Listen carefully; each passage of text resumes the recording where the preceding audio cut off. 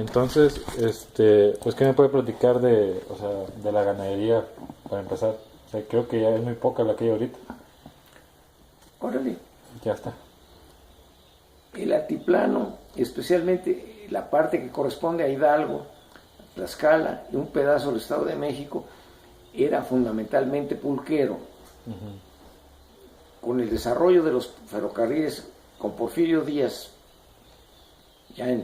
porque el ferrocarril mexicano empezó en 1830, la primera concesión saliendo de Veracruz, en plena guerra de intervención francesa, en 62, hicieron un tramo, los soldados franceses luchando contra los mexicanos liberales, trabajaron en poner el tren, y el tren lo fueron haciendo en tramos hasta que por fin, en 1872, ya fue completo, con Benito Juárez, México, Apan, Apizaco y Puebla, una ruta muy buena porque no tenía montaña.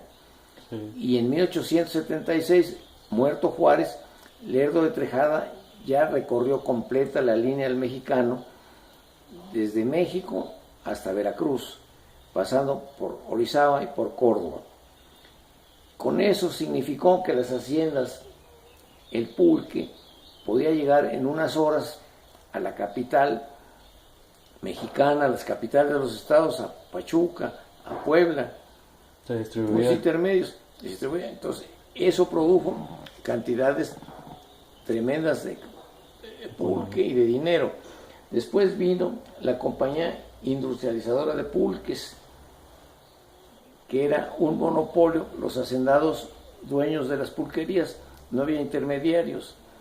Entonces eran cantidades muy grandes. Ya, directo. Digamos, aquí en Humetusco, que era el señor Torres Adalid, que es en el lintero por el estado de Hidalgo, junto a Ciudad Sagún, producía 150 barriles diarios de pulque, de 250 litros cada litro, que eran 10 pesos. ¿10 pesos al litro? 10 pesos, no, la barrica. La barrica, los 250 valían 10 pesos, pero 150 veces eran 1,500 pesos. O sea, era el equivalente de 30 centenarios diarios en 1910, cantidades inmensas de dinero. El pulque, no había consumo de cerveza, no se producía, refrescos embotellados, no había vinos que venían de Europa muy caros, muy raros. Entonces todo el mundo bebía pulque. Era lo fuerte. Muchísimo. Y llegó a ser el impuesto al pulque, que viene desde los tiempos coloniales. En la República después, aquí hay un renglón en las facultades del Congreso de la Unión que lo faculta para imponer cargas fiscales al aguamiel y productos de su fermentación. Eso da idea de la cuantía, sí, que llegó a ser el 70% del presupuesto de Tlaxcala y un poco menos Hidalgo y México. Y esa riqueza fue más o menos disminuyendo a partir del reparto agrario en 40, que entonces dejaron de sembrar maguey y vino la propaganda malévola de la cerveza, de que el pulque fermentaba con excremento de perro, sería un veneno espantoso. Pero era un mito, ¿no? Falso, un mito, falso. Una mentira dolosa. Entonces, los ejidatarios aprovecharon lo que les tocó de maguey, los gastaron y los abandonaron. Después siguió el gobierno cerrando pulquerías, apretando, hasta 1960 con Uruchurco. Entonces se acabó. Ahora el pulque en una hacienda era el 90% del ingreso y del gasto. Por eso era la casta de la aristocracia pulquera, gente muy rica en esta zona. Después quedó el 10% con el que ahora se invirtieron los papeles. En lugar de que el hacendado viniera a recoger dinero, viene a dejarlo. Pues mantener las casas por cariño, a invertir a fondo perdido, eso no tiene remedio. Esperanza de recuperación. Y las agroindustrias que mantenía la hacienda se acabaron, pues trabajaban el fierro, trabajaban la madera, la carne, la lana. Eso se acabó. Se redujo a la más mínima expresión. Con Echeverría, lo que quedaba de fincas que más o menos caminaban, en Tlaxcala, que eran un poco más grandes. En 72 se acabaron. Pero no se repartieron tierras, se repartió miseria. El trabajador se volvió flojo. Y ya no. Don Miguel Alemán en 1950 quiso cambiar a los agricultores, a los atichiqueros, por obreros. Vino una inversión muy grande en Ciudad Sagún, pero los campesinos no sirvieron de obreros, acostumbrados a flojear, a hacer San Lunes. No entonces, de esas industrias que empezó la Constructora Nacional de Carros de Ferrocarril, con Víctor Manuel Villaseñor, el director, que fue un progreso económico para México muy importante, porque con lo que pagaban los ferrocarriles de alquiler de carros americanos, se fabricaron los carros mexicanos y dejaron de pagar renta y dejaron de gastar en eso. Después vinieron los sindicatos demasiado abusivos, se acabaron. Vino Diesel Nacional, que primero trajo Fiat, después Renault Dina. y después Dina. Y luego les dejaron el monopolio de los camiones grandes y los autobuses, que se acabó hace unos años. Sí, tiene poquito, ¿no? Que ha venido a menos. Luego había otra fábrica que iba a hacer telares, también fracasó. Después Komatsu, que iba a competir con Caterpillar para hacer maquinaria pesada, se acabó. Después a muchos obreros les liquidaron con los equipos de las industrias, que después los remataron y se acabó. Es decir, el Estado empresario es un desastre, y el campesino, el día que no haya un mayordomo que lo ponga a trabajar, No, pues tampoco. Aquí, cuando un campesino que ganaba 10 pesos a la semana tenía 500 pesos de aguamiel, pues se volvieron borrachos, se echaron a otras mujeres encima, se enfermaron y se acabaron. Es decir, no es el que le roban el coche para hacer servicio de taxi, no, le roban el coche para irlo a estrellar en la esquina. Es lo que pasó aquí. Entonces ahora los bosques que había de las haciendas se los llevó el tren. Los que había alrededor, que eran bosques chaparros, se acabaron. El ganado que había fundamentalmente era ganado lechero para los consumos locales. Al disminuir la hacienda, cesó eso, quedan ahora unos cuantos.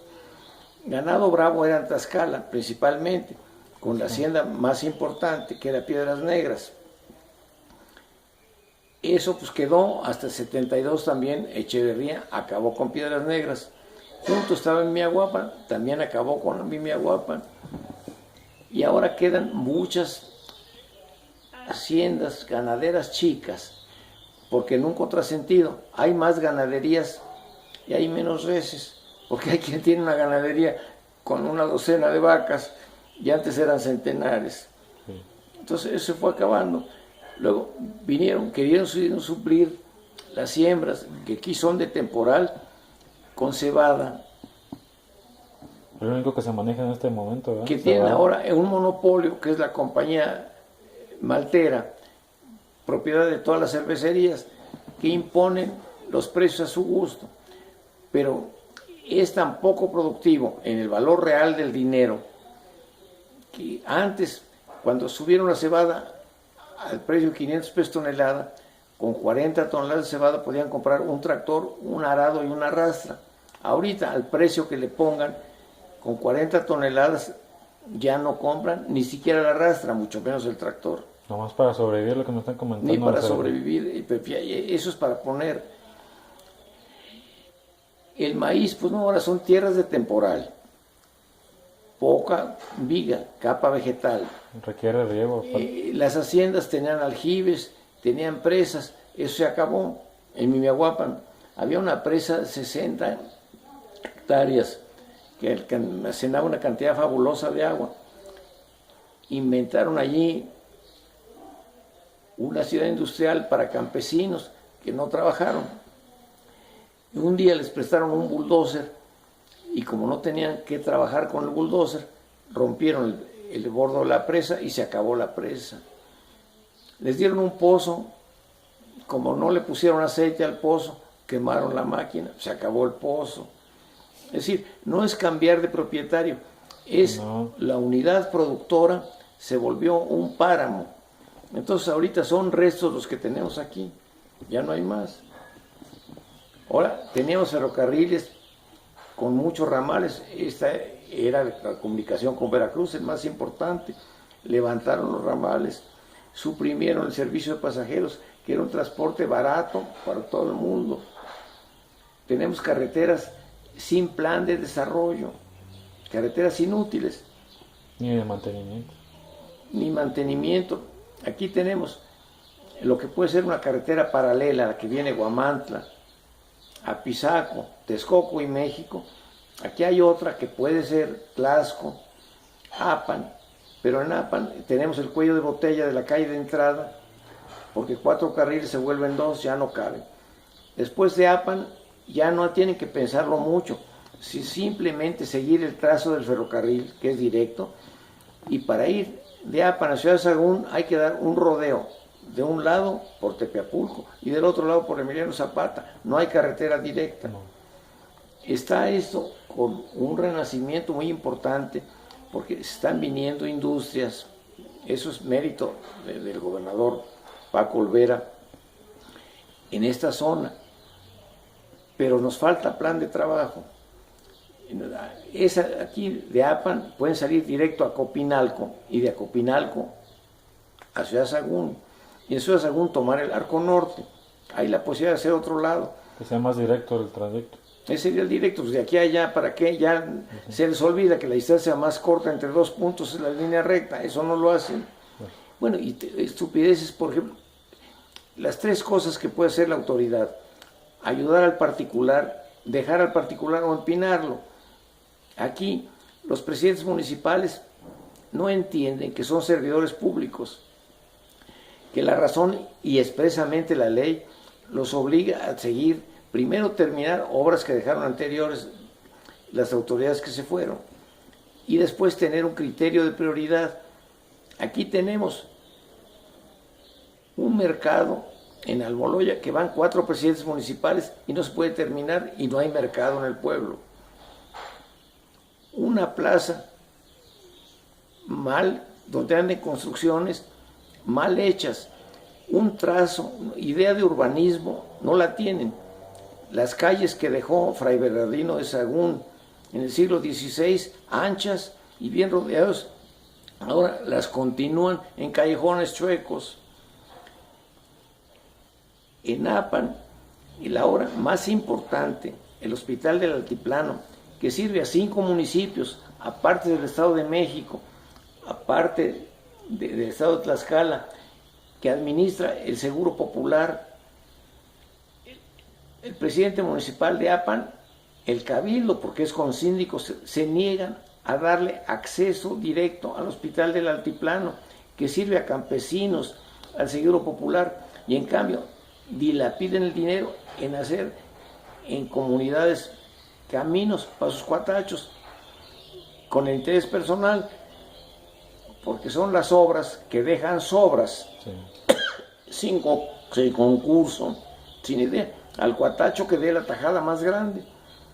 Entonces son presidentes municipales para 4 años y medio, para ajuste del calendario electoral. Ya llevan 1 año y medio y siguen en cero, no tienen plan de trabajo, no tienen plan municipal de desarrollo. La Universidad de Hidalgo ha hecho planes completísimos, ahora lo que hace son catálogo de buenas intenciones. Solamente. Estupideces son las que hace. En Apan, que el mercado ocupa media manzana, se les está ocurriendo cambiar el sentido de la calle de acceso directo al mercado para obligar a las mujeres que llevan canastas con todo a que o de subida, o de llegada o de regreso, tienen que caminar inútilmente media cuadra, y todo, que es una calle ancha, la actual, la calle de Guerrero, que tiene 4 carriles, con prohibir el estacionamiento tendrían 2 carriles en cada sentido y era suficiente para que pasen taxis, autobuses, vehículos. Entonces, las 3 cosas que tienen aquí: hay su dosis de descuido, su dosis muy grande de ineptitud, porque es así, no tiene remedio. Mientras más viejo, será uno más bruto. Pero no, aquí el ignorante si estudia puede aprender, el gordo puede adelgazar, el enfermo puede sanar, pero el tonto no, la familia cendejas nunca dejará de ser cendejadas. Y la tajadora. Entonces aquí es el descuido, la ineptitud, el interés personal egoísta, la mala fe de la tajada. Entonces, obra pública,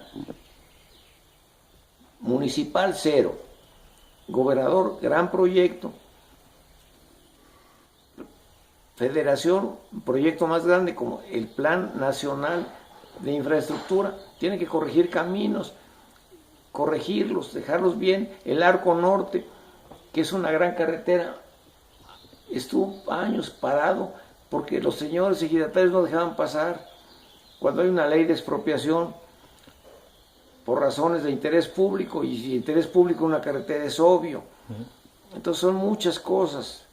Entonces lo que hace falta fundamentalmente para economía, para vivir en paz y en orden, lo que necesitamos es aplicar la ley, cumplir con la Constitución, pero cada cual piensa que aunque juran cumplirla, entonces hacen lo que se les da la gana.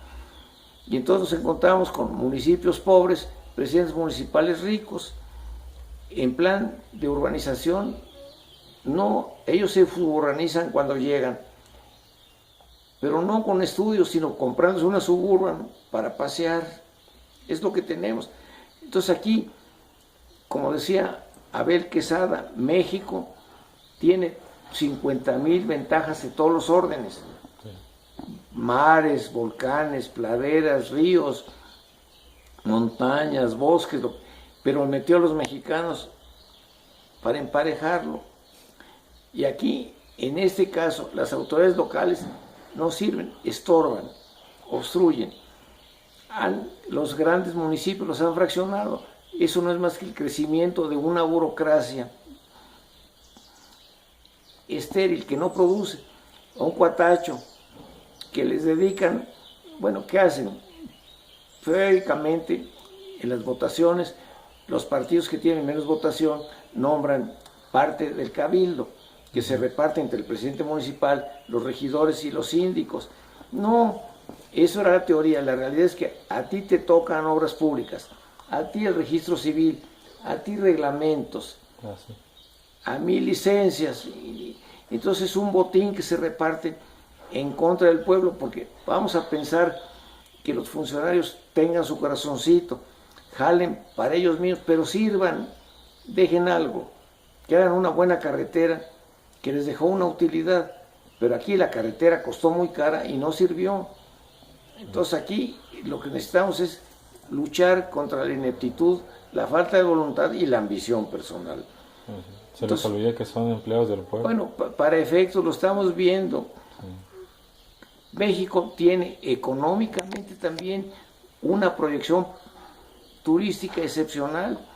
Tenemos a menos de 100 kilómetros de la capital maravillas prehispánicas, Tula, coloniales, la misma Tula, un convento, una gran iglesia. Aquí, Fray Bernardino de Sahagún, en Tepeapulco, el acueducto Tembleque, que es la obra hidráulica más importante en los siglos XVI, XVII y XVIII en toda América, desde Alaska hasta Patagonia, no la América española. Esa obra, que está por ser declarada Patrimonio de la Humanidad, se encuentra con que los extranjeros, la Embajada Americana, ICOMOS, aportan para salvar del robo, de la invasión, de la contaminación, y los presidentes municipales obstaculizan. Entonces, el gusto piensa que el poder es para moler, entonces son ineptos, porque pueden ganar y hacer obra, ¿no? Estorban nada más. Entonces aquí, vamos a entrar ya al renglón salud. La plaga más grande que padece México es el burococo. La burocracia estéril, cara, perjudicial que padecemos. A veces se la pasa uno mejor sin autoridad, con autoridades tan deficientes como estas, al nivel directo del pueblo. Pues, Eso, para efectos de economía, anda todo mal. Siguen siendo nuestros problemas básicos: comunicación y seguridad. Aquí se han llegado a robar 100 vacas de un rancho en una noche. Han robado caballos en los ranchos que se meten. ¿Qué procuración de justicia? Una oficina del papeleo.